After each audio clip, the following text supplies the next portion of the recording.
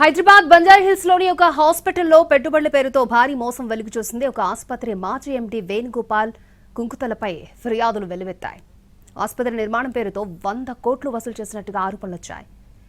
14 మంది సీనియర్ డాక్టర్ల నుంచి వేణుగోపాల్ వసూలుకు పాల్పడ్డాడు. కోవిడ్ టైంలో అధిక బిల్లులు వసూలు చేసినట్టుగా అతనిపై ఆరోపణలున్నాయి. 14 మంది డాక్టర్లకు వేణుగోపాల్ 38 కోట్లకు కుర్చీటోపీ పెట్టాడు.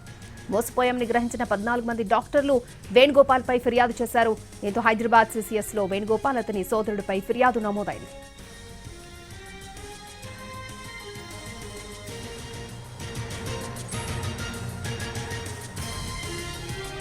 హైదరాబాద్ బంజారాహిల్స్ లో ఒక ఆసుపత్రిలో పెట్టుబడుల పేరుతో భారీ మోసం వెలుగు చూసింది.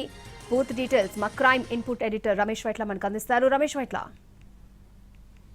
హైదరాబాద్ లోని ఒక ప్రముఖ ఆసుపత్రికి సంబంధించి ఇద్దరు డాక్టర్లు ఏకంగా 100 కోట్ల రూపాయలు వసూలు చేయడం జరిగింది. వీళ్ళిద్దరు కూడా అన్నదమ్ములు, ఇద్దరు సోదరులతో వీళ్ళిద్దరు కూడా ఒక ఆసుపత్రి నిర్మాణం పేరుతోటి మొత్తంగా 14 మంది సీనియర్ డాక్టర్లు, అంటే వీళ్ళు కార్డియాలజిస్ట్ కావచ్చు, లేకపోతే చాలా సీనియర్ డాక్టర్లు, వీళ్ళు 14 మంది డాక్టర్లకు నుంచి దాదాపు 100 కోట్ల వరకు వసూలు చేశారు. ఈ 100 కోట్ల రూపాయల డబ్బులతో పెద్ద ఎత్తున ఆసుపత్రి నిర్మాణం చేస్తామని చెప్పి జరిగింది. అయితే ఈ 14 మంది డాక్టర్లు చూస్తే వీరంతా కూడా కోవిడ్ టైంలో కూడా పెద్ద ఎత్తున అటు రోగుల దగ్గర నుంచి డబ్బులు వసూలు చేసి ఆ తర్వాత వీళ్ళు ఆసుపత్రి పేరుతోటి కావచ్చు, లేకుంటే హేమంత్ తర్వాత వేణుగోపాల్ వీళ్ళిద్దరికి 100 కోట్ల రూపాయలు ఇవ్వడం జరిగింది. అయితే ఆ తర్వాత వీళ్ళు ఆసుపత్రికి సంబంధించి మొత్తం ఎగొట్టడం తర్వాత మోసం చేయడం జరిగింది. ఆ తర్వాత కొంత డబ్బులు తిరిగి ఇచ్చినట్టు చెప్పడం జరిగింది. అయితే చివరికి 14 మంది డాక్టర్లకు 38 కోట్ల రూపాయల వరకు మోసం చేసినట్టుగా అటు 14 మంది డాక్టర్లు గుర్తించి ఆ వరకు పోలీసులు ఫిర్యాదు చేశారు. ఈ వరకు అటు ఇద్దరు వేణుగోపాల్ కావచ్చు, లేకుంటే హేమంత్ కావచ్చు, వీళ్ళిద్దరి పైన పోలీసులు 406,